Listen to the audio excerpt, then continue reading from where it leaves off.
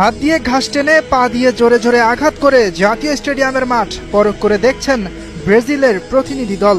Dressing room, press box সহ সবকিছুই ঘুরে ঘুরে দেখেছেন তারা।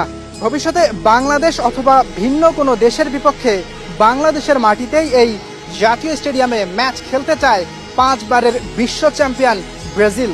ভিনিসিয়াস, রাফিনিয়াদেরকে তো আর যে সে মাঠে খেলতে পাঠাতে পারে না সেলেসাওরা। তাই ব্রাজিল থেকে 5 সদস্যের প্রতিনিধি দলের আগমন হঠাৎ বাংলাদেশে। তারা জাতীয় স্টেডিয়ামে এসে জাতীয় স্টেডিয়ামের সকল কিছুই পুঙ্খানুপুঙ্খভাবে খুঁটিনাটি সব কিছুই দেখেছে এবং মাঠ দেখার পর, ঘাসের অবস্থা, ড্রেসিং রুম সবকিছু দেখার পর তারা সন্তুষ্টি প্রকাশ করেছে এবং তারা বাফুফেকে আশ্বস্ত করেছে যে ভবিষ্যতে তারা বাংলাদেশে এসে ম্যাচ খেলতে চায়। সেটা হতে পারে বাংলাদেশের বিপক্ষে, হতে পারে অন্য কোনো দেশের বিপক্ষে।